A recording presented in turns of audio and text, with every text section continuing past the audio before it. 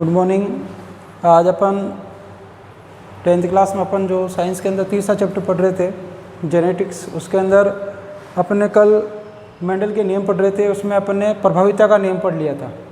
आज अपन प्रभाविता के नियम के आगे पढ़ेंगे। सेकंड नंबर जो नियम है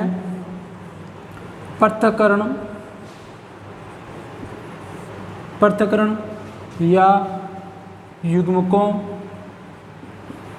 की शुद्धता या विसंयोजन का नियम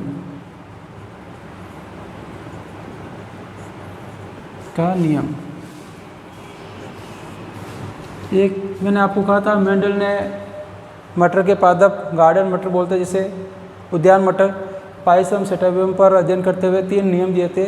कल फर्स्ट नियम अपन पढ़ चुके थे, प्रभाविता का नियम। आज अपन पढ़ रहे हैं पृथक्करण का नियम या युग्मकों की शुद्धता का नियम। ये नियम भी, पहली चीज़ तो ये ध्यान रखने किस पे आधारित है, तो पहला और दूसरा नियम किस पर आधारित है? एक संकर संकरण पर आधारित है। पहली चीज़, एक संकर संकरण क्या होता है? कल इसकी परिभाषा पढ़ी थी कि जब एक लक्षण को लेकर जब अध्ययन किया जाता है उसे क्या बोलते हैं? एक संकर संकरण कहा जाता है। कि एक लक्षण को लेकर संकरण कराया जाता है तो एक संकर संकरण, 2 लक्षणों को लेकर करवाया जाता है तो द्विसंकर संकरण, 3 लक्षणों को लेकर करवाया जाता है तो त्रिसंकरण। ठीक है, तो अपने कल प्रभाविता में पढ़ा था, जैसे एक लक्षण क्या, अपने लंबाई का लक्षण लिया हुआ आपने। जैसे अपने कल पढ़ा था कि कैपिटल टी जो होते हैं और स्मॉल टी, इसे अपने कहा था ये लंबा जो होता है लंबाई के गुण के लिए जिम्मेदार होता है, ये बौनेपन के लिए जिम्मेदार होता है। ये भी समयुग्मजी है, दोनों समयुग्मजी अवस्था में है। ये क्या है? समयुग्मजी है।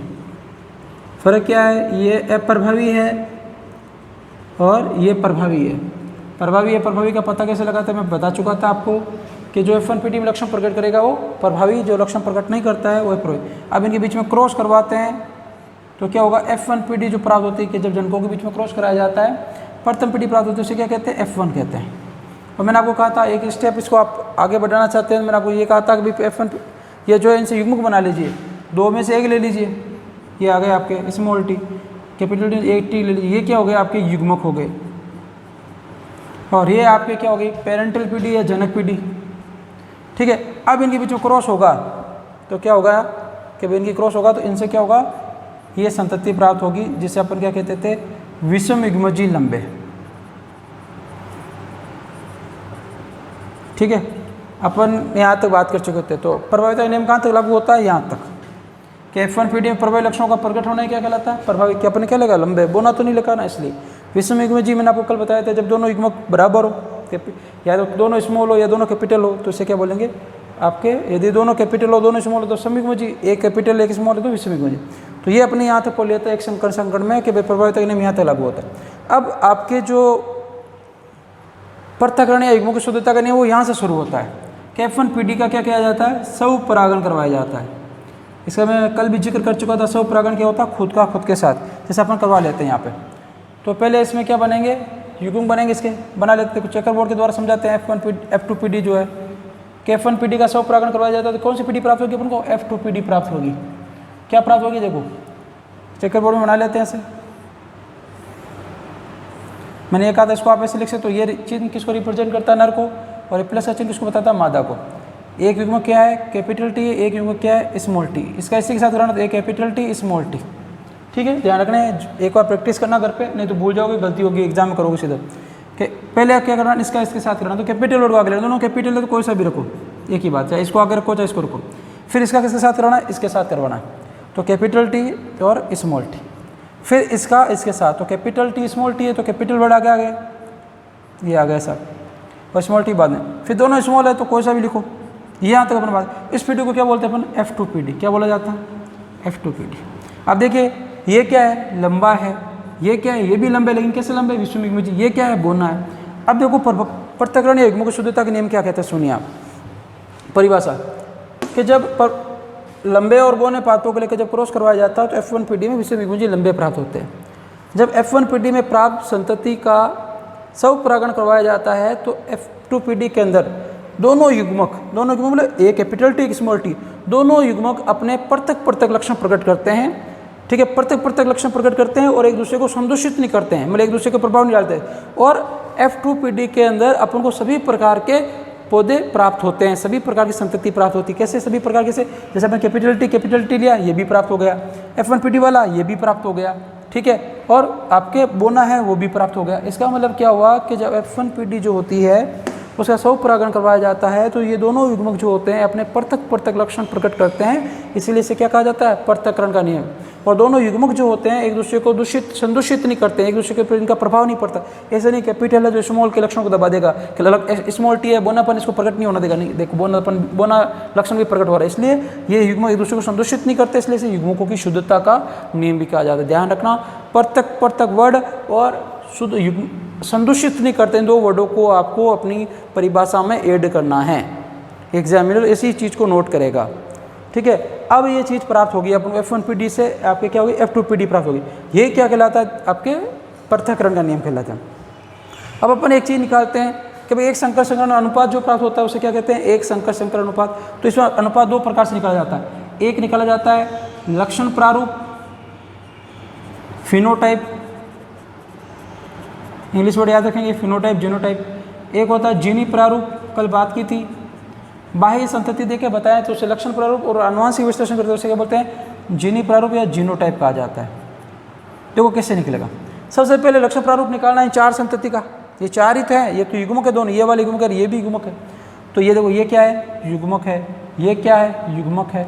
टेंशन लेने की जरूरत नहीं, अपन को बाहर से देखना है। बाहर से जैसे पहला वर्ड देखा कैपिटल टी, किसको बताता? लंबाई को।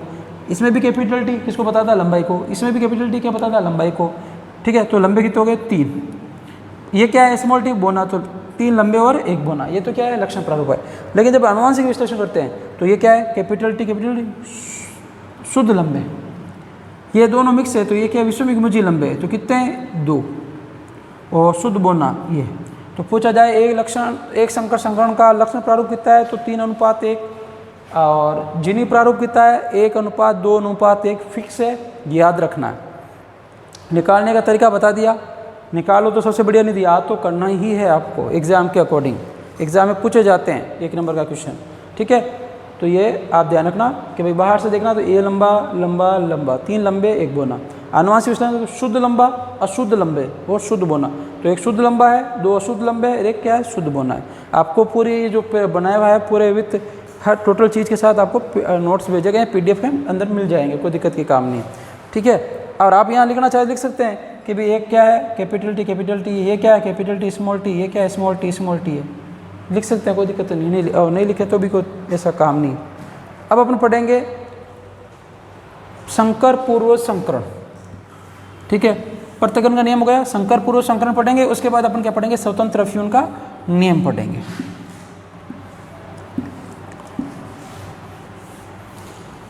संकर पूर्व संकरण क्या है इसकी बात करते हैं। इंग्लिश में बोलते हैं इसे बैक क्रॉस कहा जाता है। कल अपन ने इसकी परिभाषा की पढ़ी थी और एग्जाम में क्वेश्चन में ये आया था, परीक्षण क्रॉस किसे कहते हैं और संकर पूर्व संकरण किसे कहा जाता है। तो संकर पूर्वज संकरण इंग्लिश में बोलते हैं बैक क्रॉस।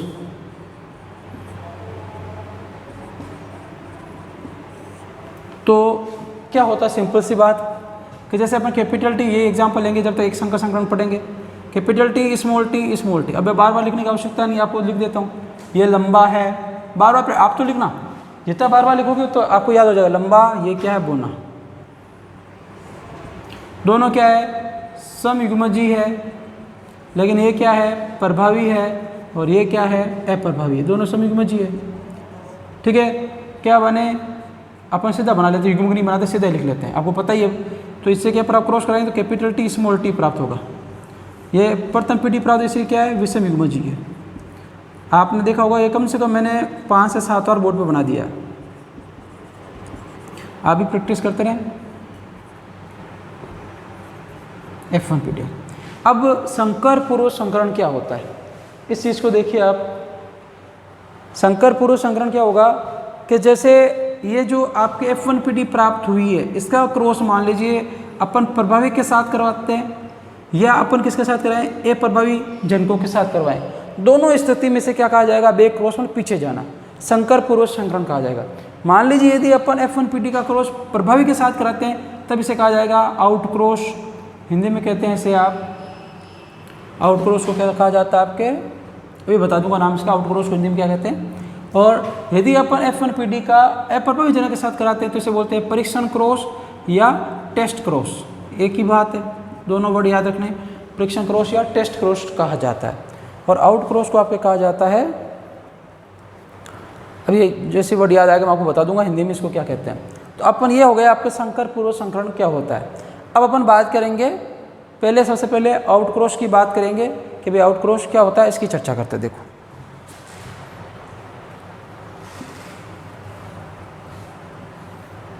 किसके कितने प्रकार हो गए, संकर पूर्व संकरण के 2 प्रकार हो गए। फर्स्ट हो गए आपके आउट क्रॉस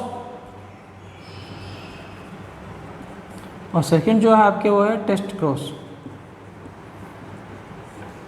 तो पहले अपन पढ़ेंगे आउट क्रॉस की बात करेंगे। आउट क्रॉस क्या होता है, इंग्लिश वर्ड याद रखेंगे, इसलिए मैं बार बार आपको जोर दे रहा हूँ। आउट क्रॉस के बारे में बात करते हैं। देखो अपन इसका पूरा विश्लेषण करेंगे, इसका जीनी प्रारूप लक्षण प्रारूप सभी निकालेंगे, तो ध्यान से देखें। आउट क्रॉस क्या है कि जब अपन क्या करते हैं कैपिटल टी जो है, sorry capital T small T जो विषम युग्मजी है F1PD है, इसका क्रॉस किसके साथ करवाएंगे, प्रभावी जनक के साथ, इसके साथ करवाना है। तो उससे अपन क्या बोलेंगे, आउट क्रॉस बोलेंगे। तो अपन ने क्या किया, युग्मक बना लेते हैं। तो इसमें से कितने युग्मक बनेंगे, दोनों में से कोई एक भी लो तो इसका एक युग्मक बनेगा। अब ये दोनों अलग अलग है तो 2 युग्मक बनेंगे, एक कैपिटल टी बनेगा, एक क्या बनेगा, स्मॉल टी बनेगा। फिर वही आपको मैंने बताया था क्या बनाना, चेकर बोर्ड बनाना है। चेकर बोर्ड बना लिया, कैसे बनेगा चेकर बोर्ड, देखिए एक में तो ऊपर युग्मक आएंगे और देखो यहाँ अपन लिखेंगे, ये चिन्ह लगा देंगे नर और ये मादा, और फिर क्या करेंगे एक साइड में किसी को ऐसे लिख दीजिए। अपन इधर एक ही है तो ये एक ही कॉलम बनाएंगे, 2 होता तो 2 बना देते, लाइन और खींच देते, लेना चाहो ले सकते हैं, रिजल्ट वो आना, अपन को एक ही लेना है। तो इस कैपिटल टी के साथ कराएंगे तो क्या आएगा, कैपिटल टी। फिर इसके साथ कराएंगे क्या आएगा, कैपिटल टी स्मॉल टी। अब अपन इसका क्या निकालते हैं, लक्षण प्रारूप जीनी प्रारूप, इसको यहाँ लिख लेता हूँ मैं। क्या प्राप्त हुआ अपन को, ये क्या हो गया आपके, क्या प्राप्त हुआ, कैपिटल टी स्मॉल टी, ये प्राप्त हुआ, ये संतति प्राप्त हुई। अब इसका लक्षण प्रारूप निकालना है सबसे पहले, 2 ही है। ये क्या है, शुद्ध लंबा, और क्या है, अशुद्ध लंबा। तो क्या दोनों क्या है, एकक है। और जीनी प्रारूप की बात करें तो वही चीज़, ये शुद्ध लंबा और ये शुद्ध लंबा, तो ये क्या हुआ, 1:1। तो जीनी प्रारूप और लक्षण प्रारूप इनका क्या होता है, एक ही प्राप्त होता है। ठीक है, हिंदी में आपको ऐसे लिखना है इसको, आउट क्रॉस।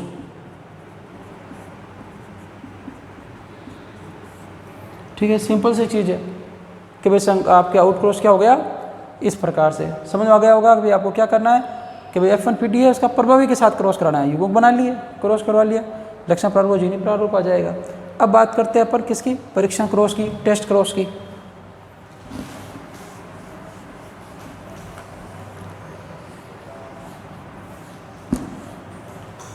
कि भाई परीक्षण क्रॉस या टेस्ट क्रॉस क्या होता है, इसकी चर्चा करते देखो। सेकेंड नंबर क्या है अपने, टेस्ट क्रॉस। इसमें क्या करेंगे अपन कि किसके साथ कराना है, कि जो F1PD प्राप्त हुई, F1PD ये हो गई आपके, किसके साथ कराना है, अप्रभावी के साथ। अप्रभावी क्या है, इसके साथ करवाना है। वही पहले क्या करेंगे, युग्मक बनाएंगे, तो इसमें 2 युग्मक बनेंगे, दोनों अलग अलग है, ये दोनों सेम है, तो इसमें से क्या बन जाएगा, एक युग्मक बन जाएगा। फिर वही चेकर बोर्ड बनाएंगे,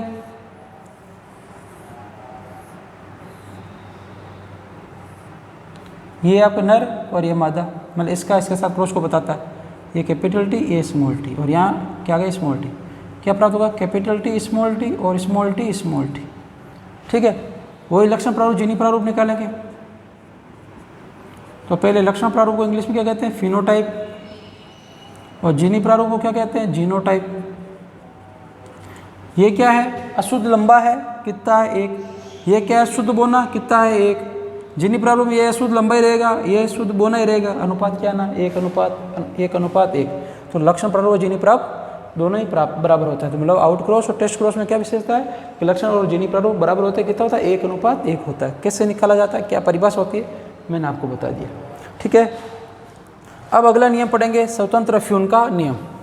मेंडल का तीसरा और महत्वपूर्ण नियम है। इसमें थोड़ी सी आपके जो चेकर बोर्ड बनाएंगे उसमें 2 लक्षणों को लेकर क्रॉस करेंगे, इसलिए थोड़ा लंबा होगा, ध्यान से समझोगे, कोई प्रॉब्लम नहीं होगी, आराम से समझना, ध्यान देखना।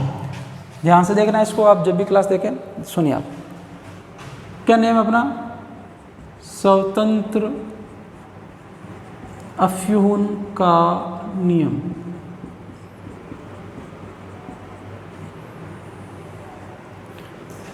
कि भाई स्वतंत्र अफ्यून का नियम क्या है? तो पहली चीज किस पे आधारित है? तो ये एकमात्र नियम है तीनों में से जो द्विसंकर संकरण पर आधारित है,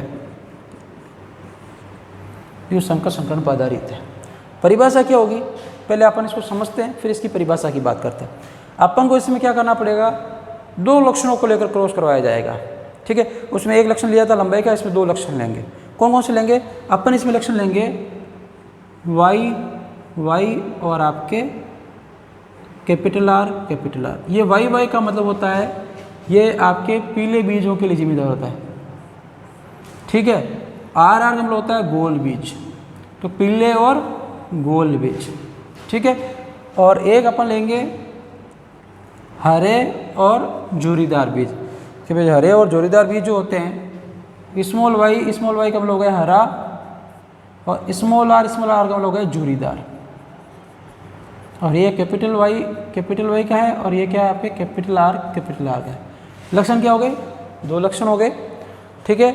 एक तो आपके गोल आपके बीज का जो आकार हो गया, और एक क्या हो गया? बीज का रंग हो गया।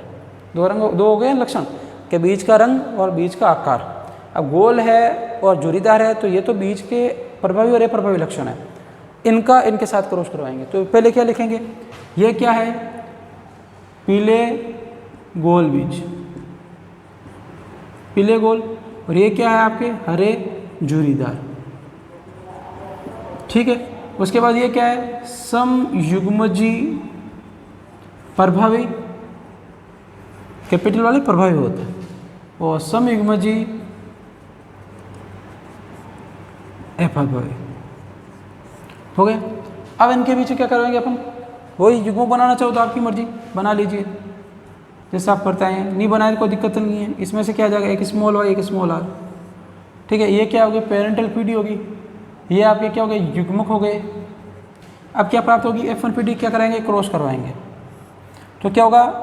ये जो आपके y है, इसके साथ इसको y को रखना है, इस y को रखना है, और कैपिटल R के साथ स्मॉल r को रखना है। ये F1PD प्राप्त हो गई। इसमें कौन सी संगतियाँ प्राप्त हुई? तो आप इसमें देखिए, y में पहले कैपिटल Y है और R है, तो कैसे बीज प्राप्त हुए? विषम युग्मजी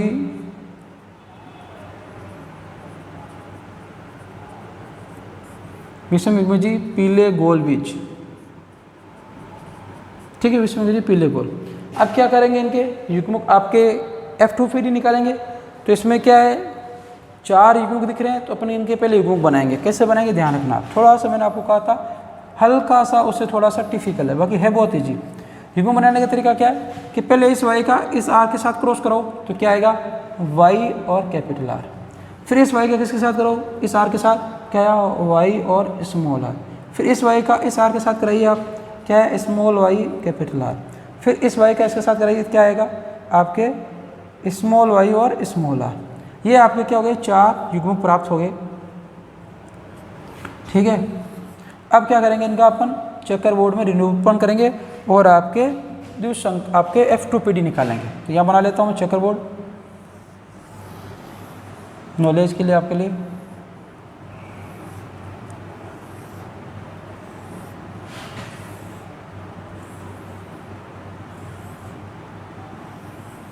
ये तो वही नर मादा का चिन्ह बनाना है कंपलसरी।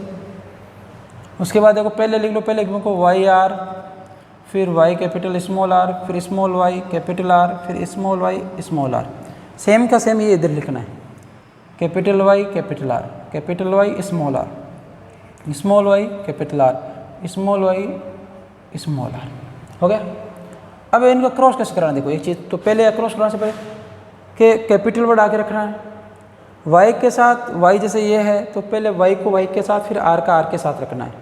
ऐसा नहीं पहले कैपिटल Y लिख दिया, कैपिटल R लिख दिया, फिर स्मॉल y लिख दिया, स्मॉल r। नहीं, कैपिटल लिखना है, लेकिन पहले दोनों को साथ में रखना है, जैसे अभी बताऊंगा एग्जाम।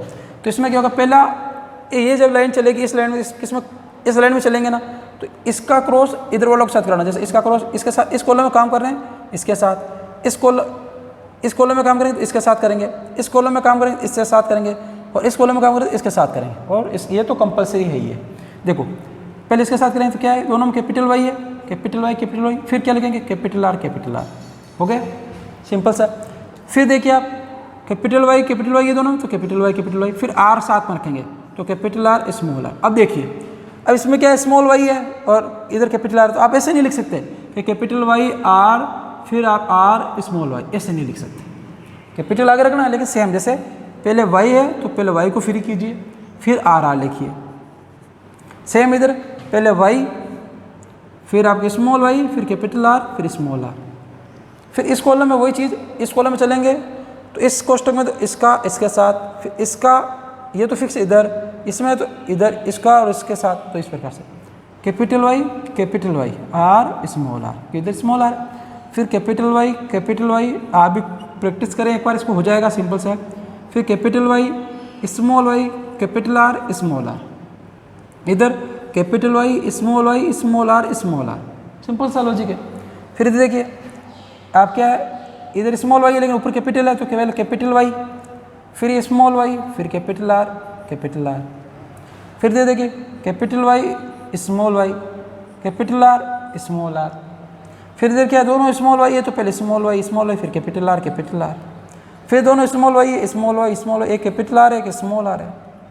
फिर देखिए कैपिटल वाई है स्मॉल वाई है, कैपिटल आर है स्मॉल आर है, capital Y small Y, capital small R, मैं यहाँ पे हूँ तो इससे क्रॉस करा रहा हूँ यहाँ पे, ये तो फिक्स है इस कॉलम। अब जैसे इसका इस कॉलम कराना तो ऊपर वाला इसका करूँगा इन दोनों के साथ, क्या आएगा small Y, capital R, small R. अब दोनों छोटे हैं तो स्मॉल वाई, स्मॉल आर, तो ये अपन को संतति प्राप्त होगी। ठीक है, ये अपन को कौन सी पीढ़ी प्राप्त होगी, F2 पीढ़ी प्राप्त होगी। अब इसमें से क्या निकालेंगे अपन, लक्षण प्रारूप और जीवनी प्रारूप निकालेंगे। सिंपल सा लॉजिक है कि लक्षण प्रारूप कैसे निकालेंगे, तो देखिए आप यहाँ निकालते हैं लक्षण प्रारूप, या क्या कहते हैं फिनोटाइप, ध्यान रखना। आप ये देखिए 4 लक्षण प्रारूप प्राप्त हो, जितने क्यों होते हैं उतने लक्षण प्रारूप देखो कितने, 1 2 3 4। पहले आपको ये देखना है कैपिटल वाई और कैपिटल आर कितने कॉलम में है, कि आगे कैपिटल वाई होना चाहिए और आगे कैपिटल आर होना चाहिए। स्मॉल है उसे अपन को लेना देना नहीं है। देखो इस कॉलम में capital Y capital R 1, capital Y capital R 2, capital Y capital R 3, capital Y capital R 4 तो ये हो गई चारों। इधर देखो कैपिटल वाई कैपिटल आर है 5, यहाँ कैपिटल वाई लेकिन स्मॉल आर है तो इसको काउंट नहीं करेंगे, 5 हो गए। इसको करेंगे कैपिटल वाई कैपिटल आर है 6, इसको नहीं करेंगे स्मॉल आर आ गया। फिर इसको करेंगे क्योंकि कैपिटल वाई कैपिटल आर है आगे, पीछे कुछ भी इधर कुछ भी मतलब नहीं, तो ये 7, कैपिटल वाई कैपिटल आर 8, इसको नहीं करेंगे क्योंकि स्मॉल वाई है, इसको नहीं करेंगे क्योंकि स्मॉल वाई आ गया, कैपिटल आर है तो क्या हुआ, यहाँ कैपिटल वाई और कैपिटल आर ये हो गया आपके कितने हो गए 9। यहाँ कैपिटल वाई है लेकिन आर क्या है स्मॉल है, यहाँ स्मॉल वाई है लेकिन कैपिटल आर है, तो ये नहीं हो सकता, ये नहीं हो सकता, तो टोटल कितना है 9। तो पहला अनुपात क्या है 9। किसका, इसको कैसे पता चले 9 क्या है, तो 9 है आपके पीले और गोल बीज। वाई क्या होता है पीले और आर क्या होता है गोल बीज। अब आप क्या देखेंगे कैपिटल वाई और स्मॉल आर देखना आपको, तो कैपिटल वाई है लेकिन स्मॉल आर इनमें नहीं है, पूरे वाले ऊपर वाले। इधर देखो कैपिटल वाई है लेकिन स्मॉल आर नहीं, एक कैपिटल वाई स्मॉल आर 1, फिर एक यहाँ पे 2 और कैपिटल वाई स्मॉल आर 2 हो गए, कैपिटल वाई स्मॉल आर 1 है 3, बाकी नहीं है। ये कितने हो गए 9:3, फिर अनुपात का चिन्ह 9:3 क्या है, पीले और झुर्रीदार बीज, पीले और हरे, हाँ पीले और झुर्रीदार, सॉरी ठीक है, पीले और क्या है आर का हम लोग क्या है झुर्रीदार यहाँ पे। फिर अपन क्या ढूंढना है, स्मॉल वाई होना चाहिए और कैपिटल आर होना चाहिए। देखो इसमें स्मॉल वाई आगे नहीं है, इसमें भी स्मॉल वाई आगे नहीं है, छोड़ दीजिए। फिर क्या है स्मॉल वाई, देखो यहाँ आया पहला सीधा ही, एक स्मॉल वाई कैपिटल आर 1 हो गया, फिर ये 2 हो गया, फिर आपके स्मॉल वाई आपके कैपिटल आर 1 यहाँ पे हो गया 3। तो 3 क्या है, स्मॉल वाई का मतलब क्या होता है आपके हरे और गोल बीज, कितना है 3 आए। अब आपको क्या ढूंढना है, स्मॉल वाई स्मॉल आर, और स्मॉल वाई स्मॉल आर ये एक ही है और कहीं पे नहीं है, तो ये 1 हो गया। स्मॉल वाई स्मॉल आर मतलब आपके क्या हो गया हरे और झुर्रीदार बीज। तो ये आ गया 9:3:3:1। इसको आप याद भी कर सकते हैं, कैसे निकालते मैंने आपको बता भी दिया। और जीवनी प्रारूप आपको याद ही करना, निकलता नहीं, मुश्किल से निकलेगा, ठीक है। आपकी इतना है भी नहीं, पूछा भी नहीं जाता है, तो याद करने का तरीका क्या है, 12:24:12:12:1 अनुपात लगा लीजिए, 12:24:12:12:1, ये सिंपल सा हो गया। ये हो गया आपके संतोष ट्रांसफ्यूजन का नियम, समझा दिया आपको। कैसे रेखा चित्र है इसको बना दिया। अब परिभाषा पढ़ते हैं। पहली चीज़ तो किस पर आधारित है, द्विसंकर संकरण पर आधारित है। परिभाषा क्या होगी कि जब पीले व गोल बीज, कोष्टक में ये सब लिखना, तो पूरी थ्योरी लिखनी है, प्रभाविता के नियम में भी लिखनी है, पृथक्करण के नियम में भी लिखनी है, अजाता है तो वर्णन करना होता है पूरा कि भाई स्वतंत्र फ्यून को नियम को रेखा चित्र सही समझे। 3 नंबर क्वेश्चन तो थ्योरी लिख के फिर ऐसे रेखा चित्र बना के करना। नियम पूछे तो सिर्फ नियम लिखना, 1 नंबर का क्वेश्चन आया तो रेखा चित्र पूछे रेखा चित्र लिखना, 2 नंबर का आया तो पूरा थ्योरी लिखे। कैसे लिखोगे, जैसे इसकी बताऊँ कि पीले व गोल बीज समीकरण जी, पीले व गोल बीज कोष्टक में लिखोगे, समीकरण जी हरे व झुर्रीदार बीज ये लिखोगे। इनका जब क्रॉस कराया जाता है तो F1PD में ये लिखोगे विषम जी पीले गोल बीज प्राप्त होते हैं। ये फिर आप ये बनाना शुरू करेंगे, लिखा हुआ नोट्स में आपको मिल जाएगा।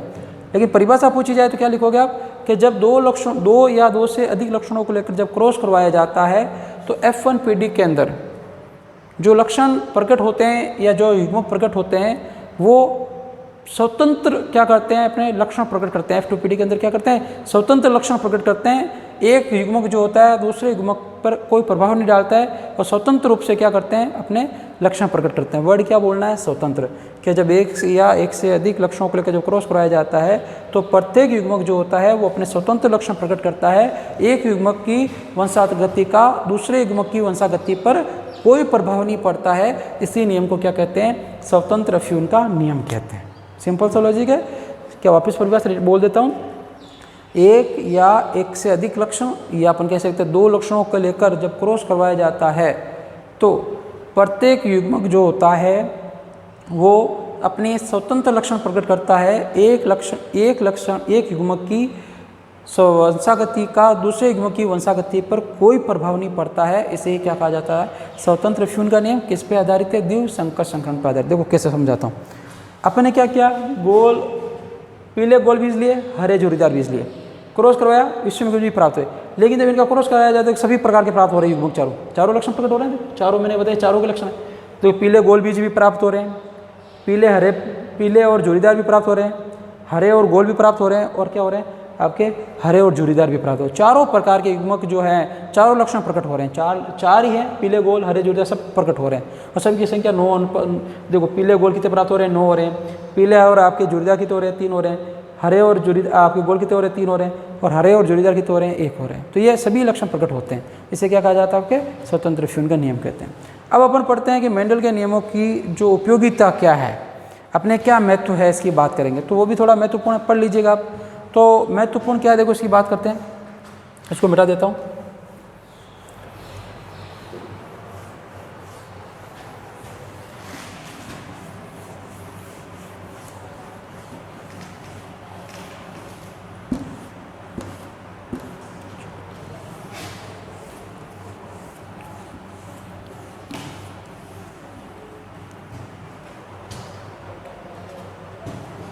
देखिए सुनिए, क्या है हेडिंग अपनी, मेंडल के वंशागति के नियमों की उपयोगिताएं। ठीक है, पहली चीज अपने क्या पढ़ा, मेंडल का पहला नियम क्या कहता है, प्रभाविता का नियम। अपने क्या पढ़ा, F1PD के अंदर प्रभावी लक्षण प्रकट होते हैं, अप्रभावी लक्षण प्रकट नहीं होते। देखो उसका फायदा क्या, अपने शरीर में ऐसे बहुत से लक्षण हैं जो अपने लिए बहुत हानिकारक होते हैं, लेकिन वो क्या होते हैं, अप्रभावी अवस्था में होते हैं। फिर अभी मेंडल क्या करा है, जब अप्रभावी अवस्था में होते हैं तो अपने शरीर में लक्षण प्रकट नहीं होते हैं, और उसकी वजह से अपन बहुत सी बीमारियों से मर जाते हैं। जैसे चूहों में होता है घातक जीन होता है, वो अप्रभावी अवस्था में होता है। जब अप्रभावी मिल जाते हैं तो चूहा मर जाता है। तो ये इन मेंडल के नियम पर आधार भी पता चलता है कि जो प्रभावी लक्षण होते हैं वो प्रकट हो जाते हैं, और अप्रभावी जो हानिकारक लक्षण होते हैं वो प्रकट नहीं होते, जिसकी वजह से बहुत से आपके हानिकारक जो आपके अप्रभावी लक्षण है वो प्रकट नहीं हो पाते। दूसरा नियम क्या पड़ा, पृथक्करण का नियम। पृथक्करण के नियम की वजह से आपको पता चलता है, क्या पढ़ते हैं कि भाई प्रत्येक युग्मक है, युग्मक किसके द्वारा नियंत्रित होते हैं, युग्म विकल्प या जीन के द्वारा। अपन क्या पढ़ते हैं, एक लक्षण को निर्धारित करने वाले जीन के 2 आपके विपर्यासी स्वरूप, मतलब जैसे कैपिटल T और स्मॉल t, ये क्या है, एक लंबाई को और लंबे को और बोने को निर्धारित करता है। तो जीन स्वरूप है। तो इससे क्या होता है, जीन संकल्पना का पता चलता है कि भाई जीन जो है वो एक पीढ़ी से दूसरी पीढ़ी में जाते हैं और अपने प्रत्येक लक्षण प्रकट करते हैं। तो पृथक्करण नियम से क्या पता चलता है, जीन संकल्पना का पता चलता है। इसके अलावा कि जो भी आपके मेंडल ने बताया था कि संकरण के द्वारा, कि जैसे अपन क्या पढ़ते हैं, तो जो अच्छे लक्षण वाले गुण होते हैं संकरण होता है। ठीक है। तो संकरण के द्वारा नई किस्मों का विकास होता है, ठीक है। अपन को लग रहा है भाई कोई उच्च गुणवत्ता वाला कोई पादप है, उसमें उसके गुण निम्न गुणवत्ता वाले पादप में ट्रांसफ़र करना है, तो वो अपन आसानी से कर सकते हैं। कैसे? संकरण के द्वारा, कि जैसे मान लीजिए उच्च गुण वाला ये निम्न गुण वाला, इसके प्राकरण लिए इस पर डाले, इस प्रकार से अपन संकरण के द्वारा जो जंतु हैं उनमें भी नस्ल सुधार का कार्य करते हैं। आपने देखा होगा हाइब्रिड चीज़ें जो आती है वो किसके द्वारा? मेंडल के नियमों के द्वारा पॉसिबल हो पाई है। इसके अलावा मानव विकास के लिए एक तकनीकी है सूजन्य की, उसमें अपन मानव विकास के बारे में बात करते हैं, जैसे यूजेनिक्स बोला जाता है इंग्लिश में। तो ये इस प्रकार मानव कल्याण की बातें इसमें की जाती है। तो मेंडल के द्वारा अपन अप्रभावी जीनों के बारे में पढ़ते हो, जो हानिकारक होती है वो प्रकट नहीं होती है, जो अपने लिए अच्छी है। जीन संकल्पना का पता चलता है, संकरण के बारे में पता चलता है, उच्च गुणों का पता चलता है कि निम्न गुणों से आप जो उच्च गुणों का विकास कैसे कर सकते हैं, या उच्च गुण होते हैं उनके द्वारा निम्न गुण हैं उनको श्रेष्ठ गुणों में कैसे बदला जाता है। संकरण के बारे में पता चलता है, मानव सुधार के बारे में पता चलता है। तो ये सभी नियमों के द्वारा मानव और पादपों में जंतुओं में सुधार का अपन को नॉलेज मिलता है, ठीक है। सभी पॉइंट्स आपके नोट PDF में दिए गए हैं। इसी के साथ ये चैप्टर पूरा होता है। आराम से पढ़िए। 4 नंबर का चैप्टर बहुत सिंपल से क्वेश्चन आते हैं और 4 नंबर के पूरे क्वेश्चन अपन को सही करना है। थैंक यू, बाकी कल पढ़ेंगे।